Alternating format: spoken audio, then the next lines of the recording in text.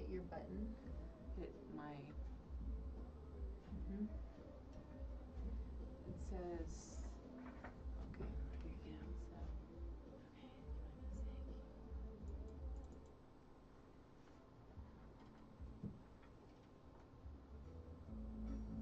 Okay, All right. Oh, I did it again. Good morning. I always get the audio off. Good morning, everybody. Nikki Burnett here, Taste Life Nutrition. This is Taste Life Nutrition Radio, streaming live on KUHSdenver.com, where we talk all things health and wellness. Today is going to be super special because it's way outside of my comfort zone. So I'm super excited about it. It's going to be a good show. We're going to have tons of fun. Let me get my music down. So what are we about? Taste Life Nutrition Radio is all about truth and health and wellness. There's a lot of what's called science out there these days, and I've kind of gotten away from the word science because I feel like it's been bastardized a little bit. And so now it's evidence-based. But I think evidence-based is important in everything that we do, and whether it's our physical health, our mental health, our emotional health, our spiritual health, our relational health, and our financial health. This is the hard one for me. I'm working on this is my year to really take control of my finances, like my business finances. I let Lowry take control of the other stuff for the most part because I just don't want it. It's like it's too much for me. I'm like, just put it where you do your thing, right? Because he likes it. Right. For me, though, it's really taking control of my business, financial health, and I've been feeling short, but it doesn't matter. Okay. And then having that control, I think, can create more of what we're looking for. So I'm excited about that. And so I'm excited to have Stephanie Walter on. Stephanie Walter, interestingly, I've known for quite a long time now, quite a few years. Actually, I think when I first started my business. Mm-hmm. And then randomly, she met my husband. And Lowry comes home, he's like, I met this girl, Stephanie Walter. I was like, I know that name.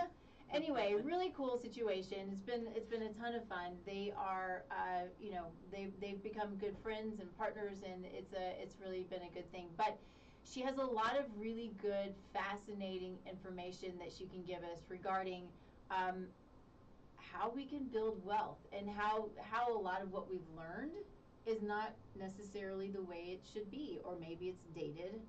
All of the things, and so. Thanks for being here. Well, thank you, Nikki, for having me. I love that. I love that evidence-based. I'm going to start using that too. I like that. That's good stuff. Yeah. Well, I'm happy to be here. Yeah, thank you. It's good. Yeah, I kept saying it. It's all about the science, and I'm a science nerd. I love the science and I love the data. And I just over the last couple of years, it's just been, they keep talking about the science. I'm like, is that science? Yeah. I'm not so sure. Yeah. So we're going to get away from science. We're going to talk about evidence-based. So, I like that. First, though, we start the show with gratitude. Why? Because gratitude can change the world. Gratitude it's internal, external, it's energetic. If we start our day with gratitude, then the day will be filled with more happiness, even if we have junk, right? We all have junk. We're all dealing with stuff. And but just knowing that, just being aware of those things that are in your life that build you up and that make you happy, those things can help push you forward, and focus on those things and try to not focus on the other. And it radiates. It literally radiates, and it creates gratitude throughout those who are around you. It makes a huge difference, and I truly believe it can change the world. If each of us has a little bit of gratitude morning and evening, I think it can change the world. That's my thought. So that's a great thought. I believe it 100%. So what are you grateful for? Usually it's my family, but I think this at the beginning of this year is my health. Just had a lot of things going on last month, and had a few surgeries, and everything went well, and we're just, I'm just grateful because I was in the hospital for a little bit and noticed, I was in ICU actually for a little bit and saw all these people that were devastatingly unhealthy, and it just made me like revisit my health and be super grateful that, I am where I am and I'm healthy, and I want to maintain that for my son and myself for sure. Yeah. How are you feeling? Good. Good. Yeah. That's amazing. Good. Cool. Good. So this morning this was my gratitude. It's kind of an interesting one, a little bit different than usual, I think, but I was getting dressed and I realized as I was getting dressed that almost everything that I put on today has a story. I love stories because stories are little memories. We have a little bit of a sidebar. We have a tradition in our home, it's just Lowry and me, my husband, and every year we have an ornament or two or three, whatever, for whatever big happened that year. So it represents whatever happened that year. So our whole Christmas tree every year, I can't not put one up because it's everything that I put on the tree is a memory from the 20 years before, right? Wow. So it's just really special. And so that's kind of how I felt this morning, where I'm putting on, I haven't worn this jacket in a long time. I love this jacket. This was a gift from my mother-in-law who passed a couple of years ago, just before COVID, January, just before COVID. So I'm kind of grateful for that because that would have been tough. But she gave me this. This was her piece of, she had a lot of turquoise. I have a lot of her turquoise. Isn't that pretty? Yes. So this, and then these earrings were just this Christmas from Lowry. Oh. They were on the street in Albuquerque, where they have the little downtown area where you can go and buy the jewelry from the vendors. And so really cool. We got a couple of pieces there. We have a few pieces from there, from Santa Fe and Taos, and it's just so fun. I love the turquoise and all of that look. But then, so I have this piece. I'm going to show whoever wants to see it. Anyway, so it's a belt buckle. I hardly ever wear belt buckles, but this also is from my mother-in-law. I don't know if it was, I don't know how old it is. I mean, to me, it looks old. It does. Yeah. Yeah, I love the turquoise. Yeah. And so the reason I finally get to wear this is because I finally got a belt for it. And so I feel like it's really old, but so this belt came from, I went to Etsy. Who doesn't go to Etsy? I went to Etsy and I was looking around and I needed a belt that didn't have already a buckle on it. And so I found this, I think it was Reagan Flagan, which I really wanted to mention because they sent me two belts. One's this one. So it's this cool, if y'all can see it, it's this inlaid, sort of cool old Western look, right? And then a turquoise, distressed turquoise belt. They're gorgeous and they're fun and they're easy and they fit well. And so I just wanted to mention that because having the ease and it not being crazy expensive like at the stores, I think is huge. I bought earrings, I bought the belts. Anyway, now I can wear my cool little belt buckle because I have a cool belt. It is. So cool. Yeah, so it's all of these just fun stories that I'm really grateful for that just take me back and make me happy and make me grateful for this life. There's so much to do and so much to give and so much goodness in this life, even in the time where there's a little bit of chaos. Just sort of try to strip that away a little bit and take it back to all of the goodness that we have. And it's a really beautiful place to be, this life. It is. Yeah. Yeah, I love that you got that from your mother-in-law who's passed. So it's just like something, a little legacy from her. Yeah. For you to remember her. Yeah. She's a really neat lady. So let's jump into money. Oh, money. I love you and I hate you. So let's start with, I feel like I need a Kleenex, sorry. Oh, yep. All right, so let's start with who you are. Who you are, why you are, what motivates you, what got you here, all of the fun things that have brought you to this place where you are now retired as a 50-ish, 48-ish, I don't remember. 50. Yeah, okay, so I thought we were about the same age. And you're retired and now you're helping others do what you do and did. Yeah. So let's talk about how that happened. Yeah. Well, I started out just pretty much like everybody else. Had a regular W-2 job, and I, was working really hard. And I sat down and spoke to my manager at the time, and they gave me a 2% raise. And I remember just being so disappointed with that and taking it home to my dad, who was alive at the time, and just was like, Dad, this is what they're telling me I'm worth. And my dad was like, well, you can continue doing that, and that you know what you're going to get, or you can work for yourself or start something on your own, and then really it's up to you what you accomplish. And so about 2 weeks later, after that conversation, I put in my 2 weeks notice. Good for you. And started learning to be an insurance agent, which was what my dad was. And then did that for about 6 months, and my dad actually unexpectedly passed away. So, but they were the company he had gave us the opportunity of buying his business. They gave us about 7 days to make that decision. So 7 days. yeah, 7 whole days. Yes. So it was quite stressful, but I made the decision to buy the business and just immerse myself into it literally. We had an office that had a living space above it. I lived and worked in the same office, just because there was so much to get this business up and running, because my dad hadn't really been in it for a while, doing other things. He's an entrepreneur. So did that and loved it, loved my clients. I started purchasing not multifamily, but just single family real estate, a couple, properties a year. I didn't know what I was doing, literally. I would cash flow maybe $100 a month, or if I was lucky.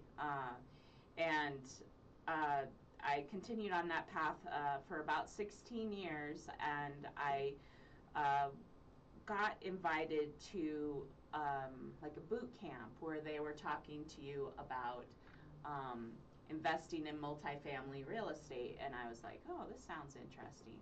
So then I went and sat in it, and that's when I first heard the notion of a syndication, which is basically a group of people buying a piece of real estate together that no one could do on their own. Right. And I loved that idea. I loved it. I was sold, and from that moment on, I signed into this company, which was called RE Mentor. I ended up, you just had to immerse yourself for about 3 years to really get your master's. Wow. Yeah, like a master's really in commercial real estate, which is what I feel like I came out with. And then I did my first deal when I was in 2018, at the end of 2018, by myself, and realized I never, ever, ever wanted to do a real estate deal by myself again. And partnered up with my partner, and we've since done about 12 deals together. Nice. And I raise money. That's really my thing. That's what I like to do. But anyways, I ended up selling a lot of my rental properties. I invest in every property that we do together.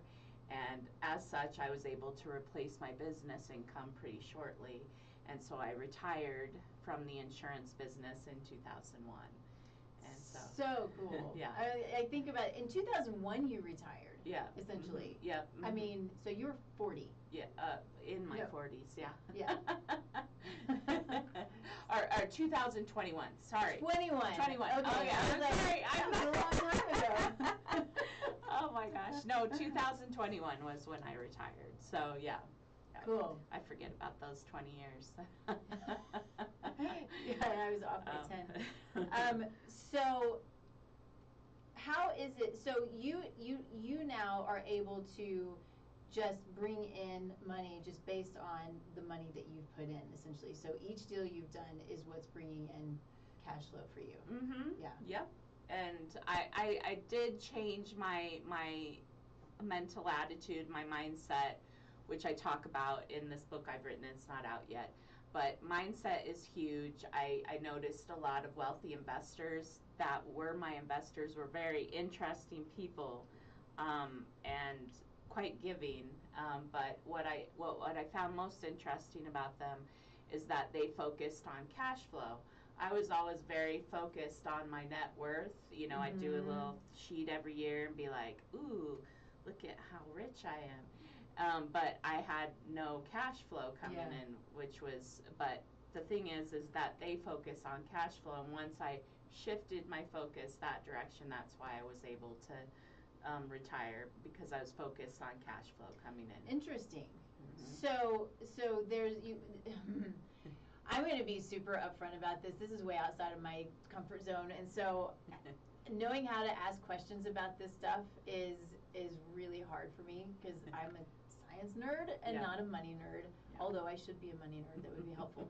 Mindset of money. Yes, absolutely. So explain to me how it is when you focus on cash flow instead of on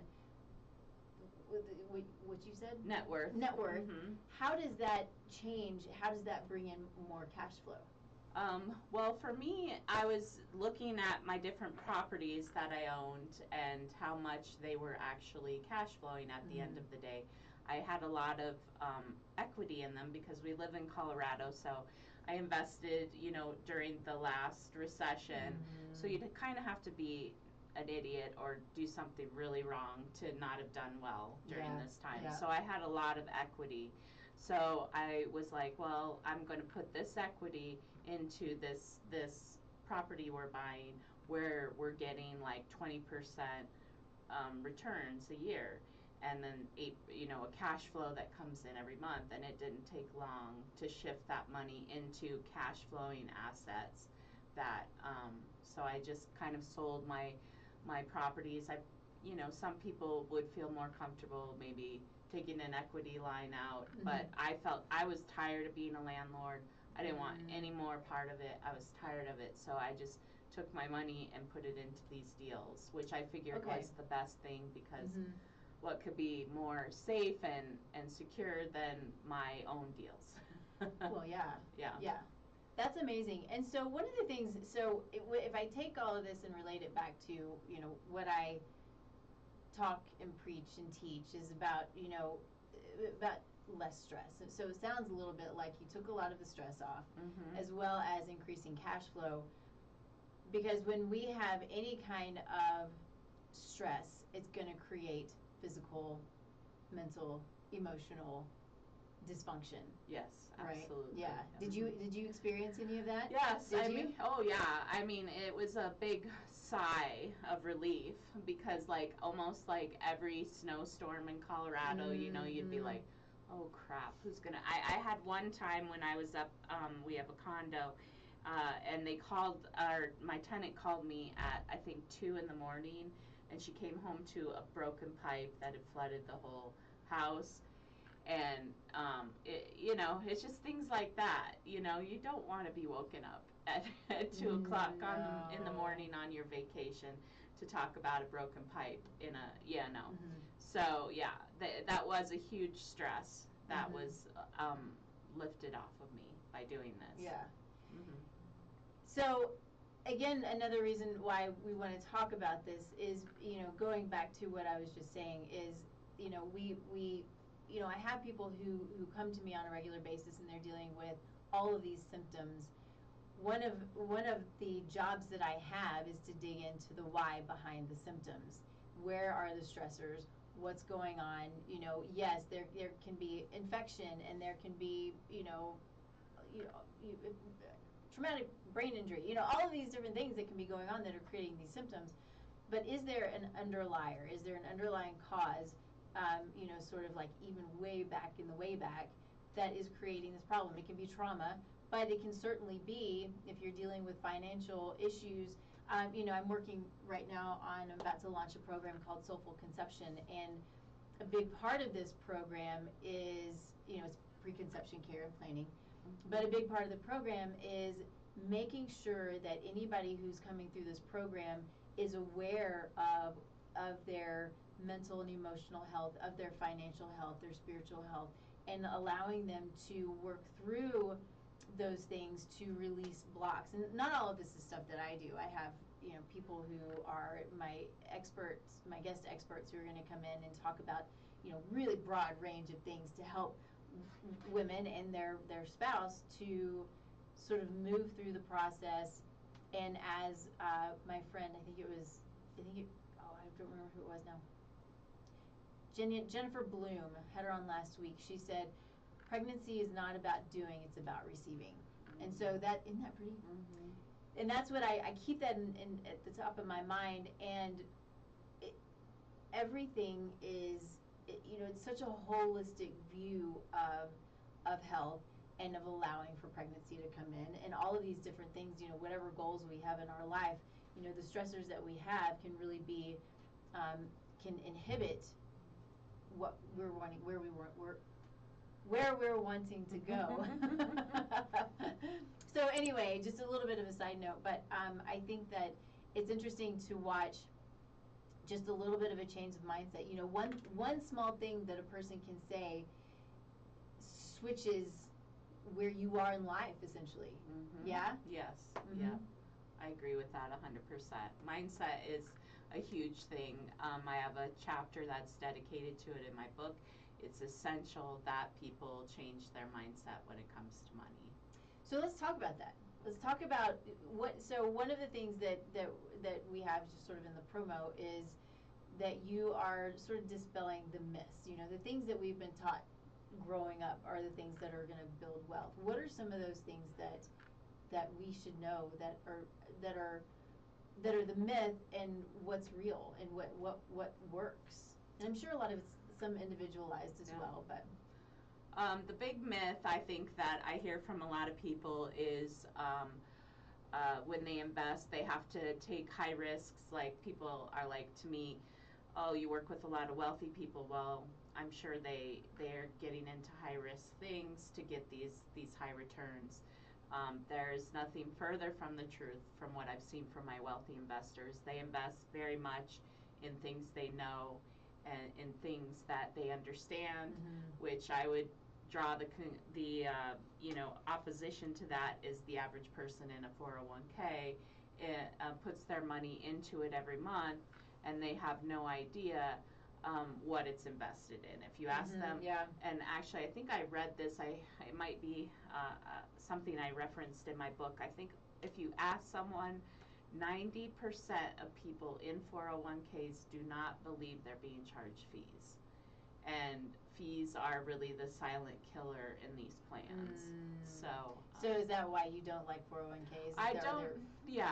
I mean, if you're going to be in a 401k, I recommend just getting into an index fund, which, most of these 401ks are, they come up with this plan and it's completely outside of your control. But people do have control in that you could go in and say, I'd like my money taken out of all these mutual funds you have me invested in and put me into an index fund. Because actually there was a study that was out not too long ago that said 96% of the time the index beats these mutual funds. So there's no reason to stay in the mutual funds because their fees are very high. Mm-hmm. They average about 3.17, I think, percent a year, whereas an index fund, the fees can be less than 1%. Oh wow! Yeah, that's a huge difference. It is a huge difference. Mm-hmm. So just by doing that one thing in your 401k, that could lead you to having a better income when you go to retire.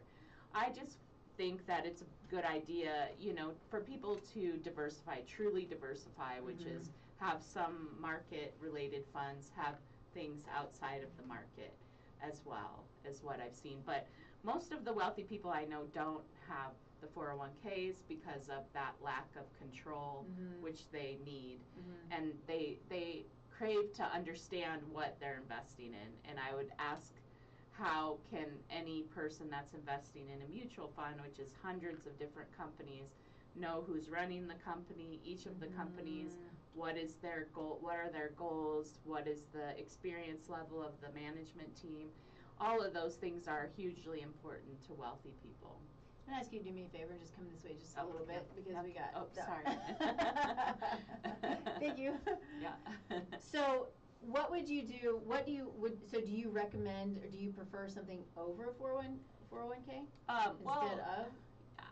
For me, I've always understood real estate, so the syndication. I mean, it seems to be kind of the thing. Like, no matter what, it's gonna, even if it drops a little bit, it's always gonna go up, right? I love things, and again, through my connections with wealthy people, that was definitely, I understood that that's something that they do as well.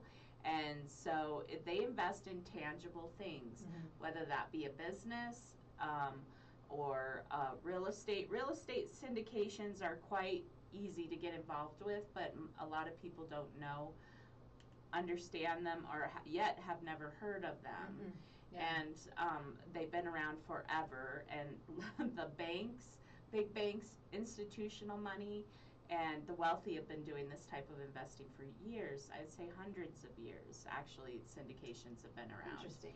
And so now it's just, in 2012, Obama came out with the Jobs Act, and there was a little thing in the Jobs Act which made it much easier for us as syndicators to talk to investors.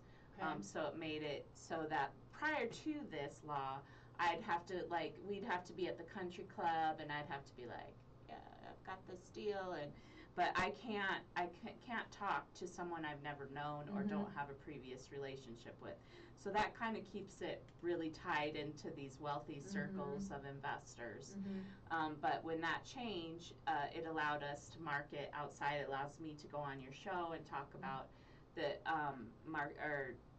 investing in this way. Okay. And so it opened up the volume of people that know about it. Okay. Yeah, I had never heard of it until Lowry came home and started talking about it. I was like, okay. Because it doesn't, syndication, it doesn't really make sense to me, just the word. Yeah. No. A lot of people think that too. Yeah, they're like, what is that? But essentially it's very simple to say that it's a professional group of people. So me and my partners go out, we find a commercial piece of property, multifamily, or really it could be any commercial property that we have experience in, and we know it's a good deal, okay? And then we present it, we do all the due diligence, we get the loan, we do all the things that most people don't like to do, and then we bring in our investors that are passive investors. They don't do anything, all they do is put their money in, and then we close on the deal and we start managing the property. And then the passive investors are given their investment, their cash flow every month, which is very appealing to most people. And then they get reports, which I love, actually, the reports, because I don't do any of the managing either. But you'll get a report every month that's just like, this is how many units are vacant, this is how many problems came up, like broken pipe, different, whatever, things that have occurred in that I didn't have to get calls for in the morning. Yeah. And then we show our bank statements, money going in, money going out. We're very transparent about that. And then, and then at the end of the month, I get that report, which is the accountability, and then the cash flow, which is really passive and nice. I mean, that's what we all want, right? Yeah, is good passive income. That's amazing. So one of the things that you had said, you were talking about the big banks, the big institutions, and there's a potential there of those being problematic. So how is that? Well, I mean, I'm going back to the idea that we were sold this 401k, which is relatively new for us. But what I don't like about it is the lack of liquidity. Once you put your money in, it's in until you're ready to retire. Then you can take it out, but we don't even know what the tax rates are going to be. Surprisingly, our tax rates are the lowest they've been in like 80 years, I think, right now. Wow. I think, I wrote that down because I can't remember. Yeah, they're 39.6 is the marginal income tax rate, and that's the lowest it's been in 80 years. Wow. So we know from all the spending that's going on, that those tax rates are going to go up. So my problem, and I think most wealthy people's problems with the 401k, is you never really know how much money you have, because say you have 500,000 in your account. Well, what does that mean in 20 years when you retire? Like, will it be 50%, 60%? You know, it's that unknown variable is not acceptable. Yeah. But you know, I don't blame the big banks, and you know, this is all just, this 401k has just been a huge moneymaker for them, because really what banks want is for you to put money into their bank. They want you to do it systematically, which is done when you have a 401k. They want to give it back to you as slow as possible. And all these things, hold it for as long as possible, give it back as slow as possible.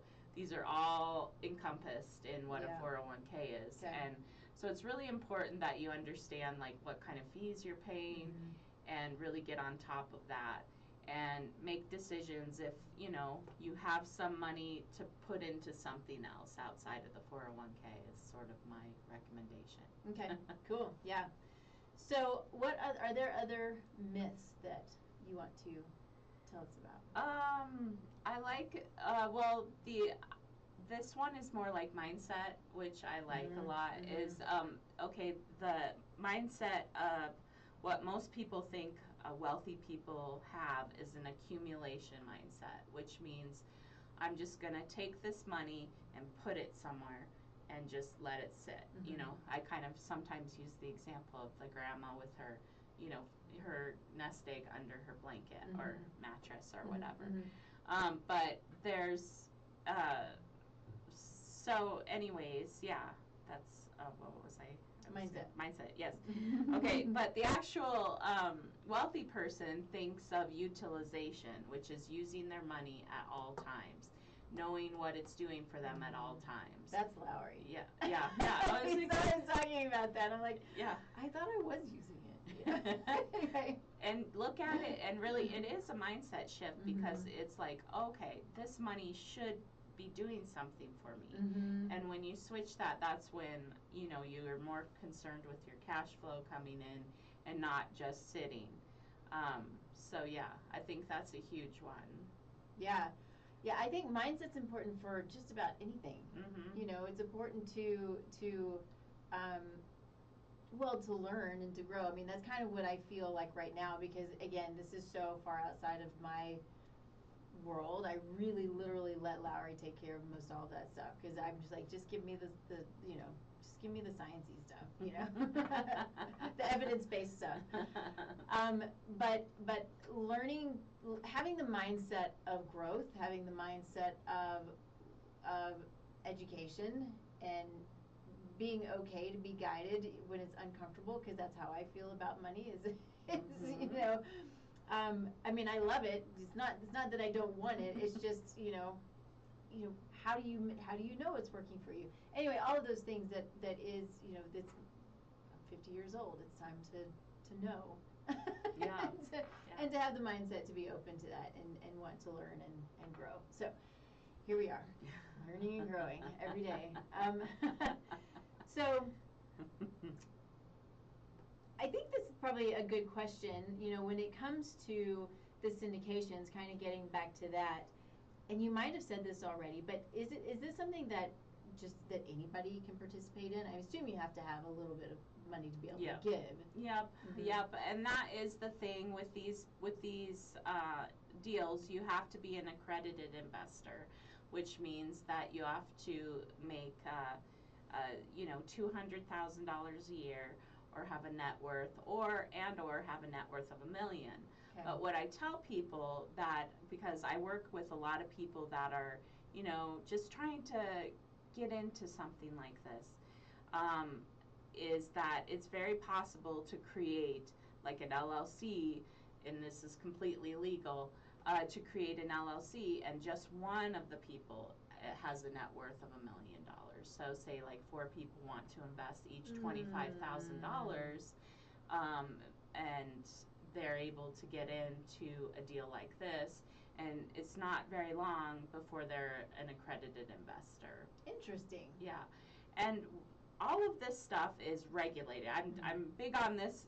I'm kind of fascinated. I've been fascinated with watching these people that raise money, like Elizabeth Holmes and Bernie Madoff. And Bernie Madoff, they just had this big thing on Netflix about him, and I was stunned at how he just, what he was doing with his money, with the Ponzi scheme that he had going on, and just it was really nuts. But I always talk to people, each of our deals, or any deal that I'm involved in, is going to be registered with the SEC. We do all of our documents, and we report to the SEC what we're promising our investors, so that if something would go wrong, that they would have that, avenue to do that. But yeah, I think it's really important to know this is a highly regulated industry. And what's nice when it's outside of the market is that there's always the tangible value. So I think a lot of people maybe think, well, what if something happens like in 2008 where my house next door was worth like way less and it made my house worth way less. Well, the way that commercial properties are valued is they're valued by the income that they produce. And so there are not those fluctuations. So really in the last recession that happened, multifamily properties like apartment buildings actually did very well because a lot of people were moving out of their houses and they're moving into apartments. And so it's a very tangible, safe place to have your money. So yeah. So somebody invests. This is going off just the little bit that I know about syndication. But you find your property, and then you start to look for investors. Is that correct? Yep, kind of. We find the property, we do the due diligence, which that takes a lot of time, and then we get the loan. Then we determine, we are on go on this, because many of these, once we start digging in deeper, are not ones that we're interested in. And so then we have all the syndication paperwork drawn up by the syndication attorney, and then we're good to go to start raising the money. Okay. So, yeah. So you have your group of people who invest. So I think I'm thinking, what's the timeline, and then how quick will somebody start to see a return? Yeah, so usually I want to say it can be 90 days before closing. So we'll probably have a solid 90-day period to raise money. And then once we've raised the money, we close on the property, we kind of stabilize it, be sure that, we've got our arms around all the problems that are going on, and usually pay the distribution, the cash flow is called distribution, within the first 3 to 6 months. It's pretty quick. Yeah, it is. Huh. Yeah. I like this idea. Yeah, it is it's very nice. And then you get some nice tax, because you own part of this building. So some people ask me, well, what's the difference between this and a REIT? Well, a REIT is actually a stock that you buy. That is based on real estate, but it is a stock. So you don't actually own the real estate, so you don't get all the benefits of owning real estate. Whereas this is, you actually own the real estate, and so you get the tax benefits like any other owner would get. So it's almost like you're all in business together. Yes. And that works well? Yes. Well, the passive investors are very passive. Okay. And so they kind of, that is something that if someone is like, I want control of everything, this probably isn't going to be up your alley, because you're going to give control to the managing members, the general partners, who are going to run the deal. Gotcha. And then the passive people really don't have much to say, unless something's going wrong with the property, or the people are not doing what they said they're going to be doing. And that happens. That's why it's really, really important to look over someone's experience and their track record in this.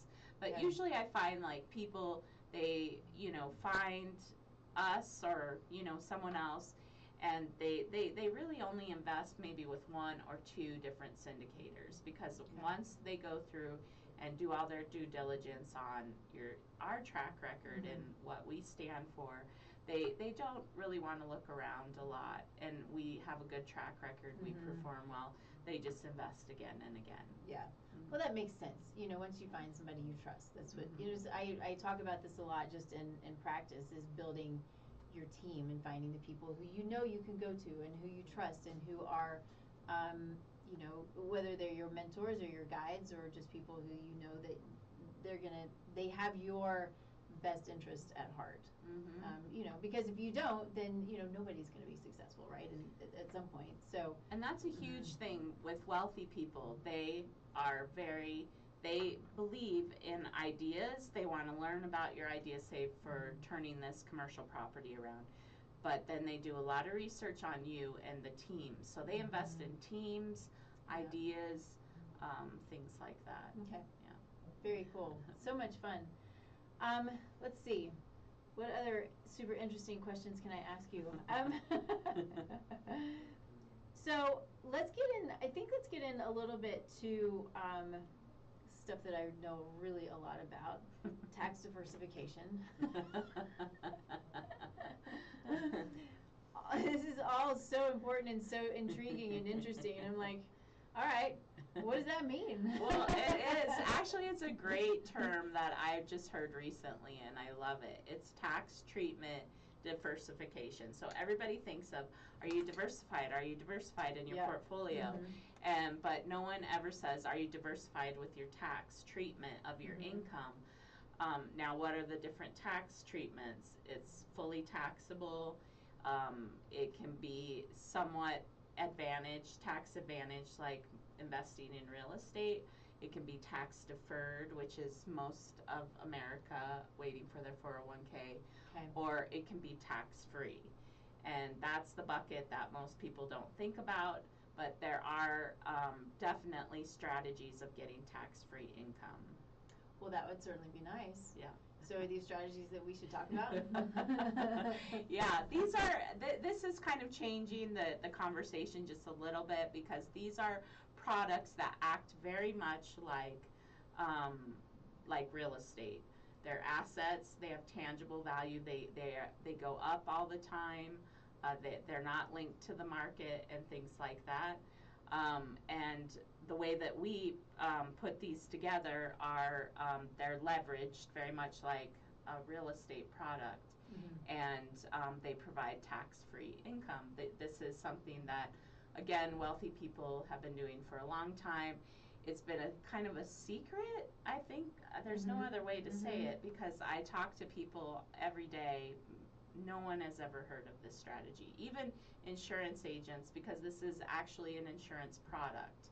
It's a life insurance product. So people go, oh, life insurance, but these are products that are designed for wealthy people, or anyone really now, to put their money in, and once your money is in here, you have no more tax. It grows tax-free, and you're given the income tax-free. And so these are things that I say the wealthy have engineered for years to work for them. Sure. And so now, as this is getting out to more and more people, if you deal with like someone that knows what they're doing, like a wealth strategist, like what I am, who work specifically with these products, it should be part of everybody's portfolio. I mean, it's an amazing strategy. I look at these and I'm always like, why didn't I know about this like 20 years ago when I was younger? Well, yeah. But it's just, it's just these with the internet, I really think there's just so much more exchange of information than there's ever been before. So these are why some of these things come to light that we have never heard of before. Okay. Yeah, it's interesting. There's very much, I have personally a very love-hate relationship with the internet. Yeah, yes, that's true. It gives us this ability to learn and to research and to communicate, but it also how do we know what's right? How do we know what's wrong? How do we know what's a scam? How do we know, it's just like with nutrition, people are, they dig and they're looking at, Dr. Google and, then they get freaked out. I talked to a client the other day, and she's a brand new client, and I was asking her, it's like, have you researched this? Have you looked into this? She's like, yeah, but I stopped 6 months ago because it's just too much, and I don't know what's real and what's not real, and I can't take it because she's in a scary position, right? And when you don't know it just makes you more scared. Yeah, and absolutely. You don't want that at all. But it's just like anything. How do you find your team, find your people who know how to tell you what's real and what's not real? Correct. Yep. Yeah. They need to find, someone like you or someone like me that knows what they're doing. But the ideas are out there on the internet, and then some can be, obviously they can be changed and mutated, and yeah, especially with nutrition, because I'm telling you, every time you go on, it's something else. It is. It's crazy. I mean, that's what brought me here. Was I was so confused, and I love it. Right. I just started researching. I was like, okay, it's kind of like you. You start to dig in. You're like, I need more. I don't have a choice. This is now the way God made me. Yeah. I need more. Yeah. And I remember it was for me. It was to take charge of my finances was a little. Motivated by seeing people in my agency when I was an agent that would be getting to be 80, 75, 80, and they had nothing. They had just done what they were told to do to get their Social Security, and they were they were struggling. I mean, I still think of these people even today. So that was a huge motivator for me to figure out what's going on with my finances, because I didn't want to be person like that. Yeah. So what is the year, I just heard this yesterday and I can't remember what it is, but the year that we're thinking that Social Security is going to actually just be gone or run out? They keep saying it. I think it's like it's very close. I think it's like 20. It could be in the 2030s or the 2040s. That's what I was thinking, like 2030, 2035, something like that, which is, you're like, oh, I'll still be alive. Yeah. I mean, and so, Lowry and I, we don't expect to have it anyway. No. I mean, it's like, just, you don't count on it. Right. But a lot of people do. And so, yeah, preparing for that. I mean, it's just madness. The madness of it all. I mean, it's crazy. I want to make sure that we talk about your book. Okay. Yeah. And so you said it's not out yet. It's not out yet. It's, I think, by the end of the month. Soon. Yeah. So it's called Shattering Money Myths, and I'm going to have it available on my website. And so, yeah, I worked on it all through the summer.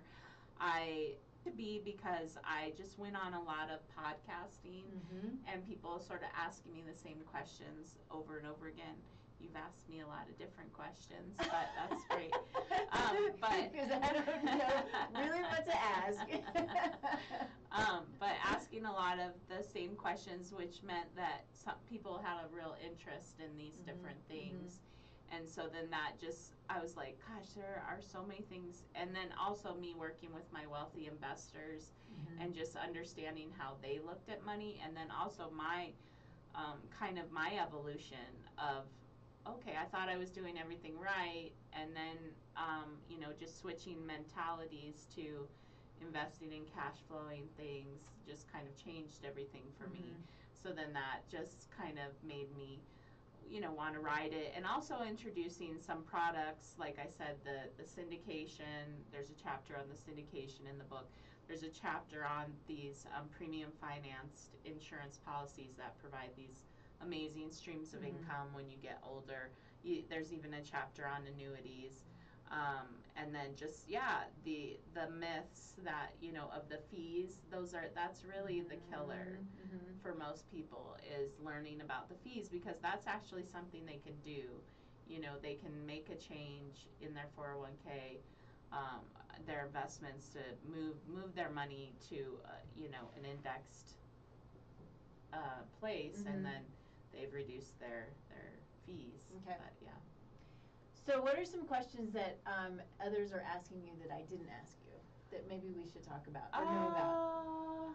Let's see. I mean, I think basically the questions of yeah, how the wealthy think about their money, that's different than everybody else. What are they doing with their money? That's different. And yeah, that's a big one. I have to think about it for the other ones.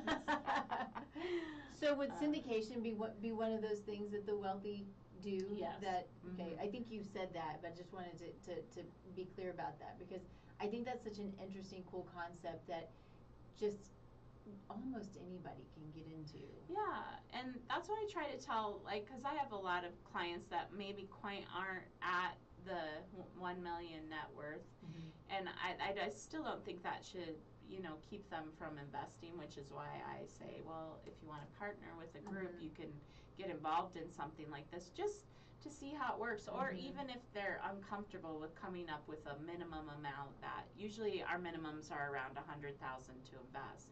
So maybe they're like, oh, that seems like a lot. Maybe I'll invest 25,000 with a couple people. Then they can see, oh, it works. Kind of doable, it's not a almost, scam, yeah. and let's do it again. Because our goal really is through our through our group is we want to double our clients' money within the time we hold it. So there is an end period. You don't give us your money forever. We usually hold the money for 3 to 5 years. Okay. To accomplish what we want to accomplish, and then you get your money back. But our goal is to double our investors' money in 3 to 5 years, which is really good. So then explain to me, so what is the goal that you're wanting to accomplish? I guess I just assume you purchase a commercial property and you just keep the property. Yeah. Well, this is the beauty of, people are like, well, I could just do this myself, but you really don't understand, like, all the stuff that goes into it. Like, we understand, we're very conscious of markets, like, especially through COVID, because I did most of my investing through COVID. We had most of our properties in Florida, which was a huge, like, great thing.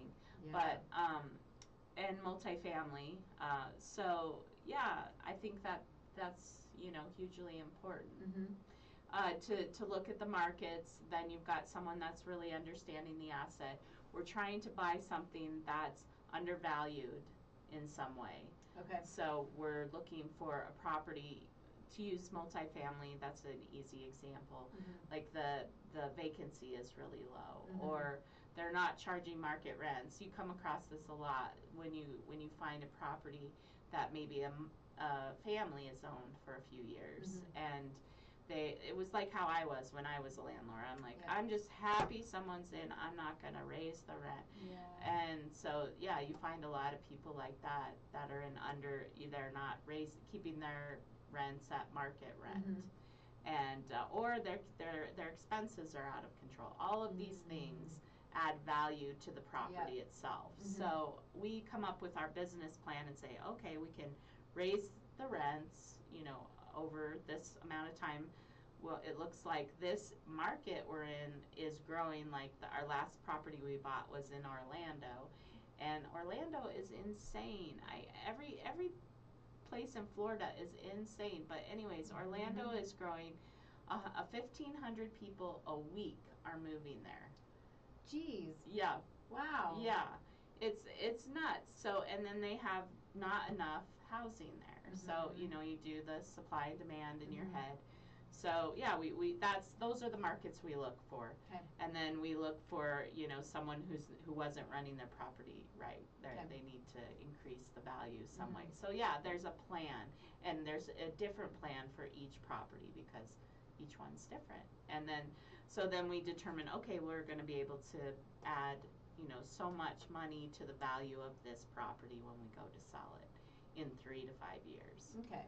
And then so there's always a point down the road, fairly close, 3 to 5 years, that you're going to sell. That's always the intent. Yep. To sell. Okay. Well, and it could be also that we refinance it, and if we want to get the investors out of the property and they say they want to invest in something else, or we can refinance it and keep it. But Okay. yeah, it's flexible because our properties have small amounts of investors in it. Mhm.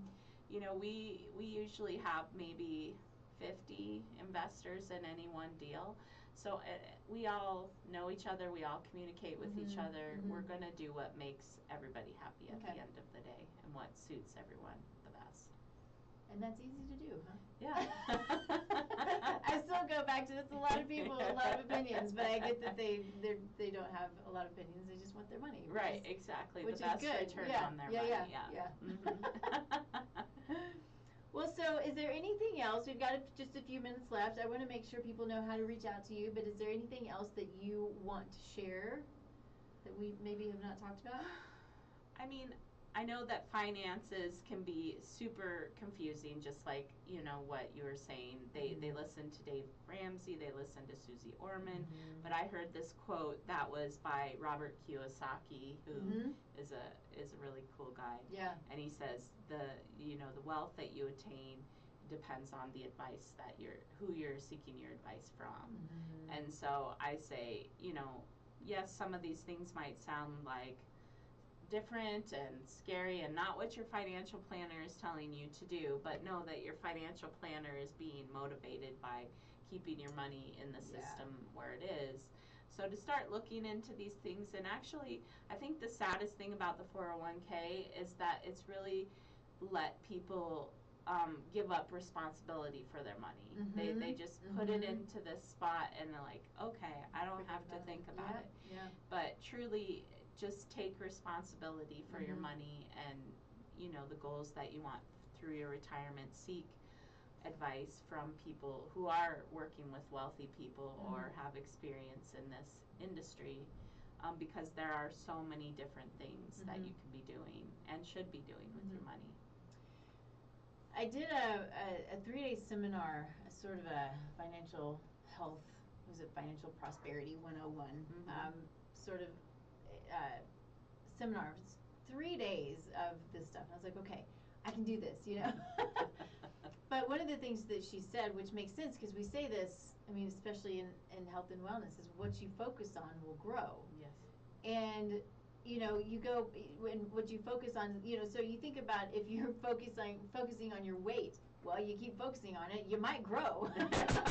Oh, no, you don't want that. It's more about, you know, focusing on what you want out of it, you know, where you want to be, you know, and then the same, I think, kind of with money is, you know, going back to just being totally transparent about all of this is you know, I have a bookkeeper and I meet with her every month and that's about as far as it goes. And I took that class and then, you know, was talking with Lowry and just going, I need to focus on this and I need to be in control of it because then it'll grow. Because I know what's going on. I need to know better what's going on and I want to be able to utilize what I have, you know, and of course it's, you know, we share our income, but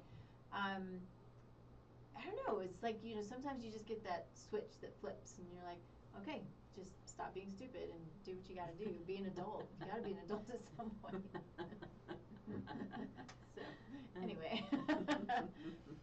Can your book be found on Amazon or just your website? I'm just going to put it on my website initially because I like to, you know, I would like people to, you know, participate in getting our newsletters once a month. Sure. And learn a little bit more about what we're doing. Yeah. And so, yeah. I love that. Yeah. I mean, it makes sense. You have really great stuff to share. Yeah. And, you know, it's so much of it is about thinking outside the box, you know, and going outside of what we have been taught for so long in a lot of things. But, you know, things become antiquated and dated and less useful. And as we find people like you who think outside the box can help us all to grow and, you know, the more wealth we have, the more wealth we can give. Yes, exactly. You know? And that's sort of the mindset that I'm in, because, you know, I can always find wealthy people that are interested in investing in our deals. But I really try to reach out to people that are not quite there yet, you know, or don't really know about this stuff. And I get a lot of joy from working with someone who like, oh yeah, we just sold one of our rental properties because I'm done and I want to do this. I want to try this, and we'll see how it goes. And then they do it, and they're like, oh, okay, I'm selling all the rest of my rental properties. So that gives me a lot of joy when people, come into this without a lot of money. Yeah. But they are building wealth for themselves, so I love it. Yeah. Very cool. Well, thank you. Thanks this for was having good. me. It always goes by so quickly. So you didn't say your website. Did you say your website? Oh, no. My website is www.erbewealth.com.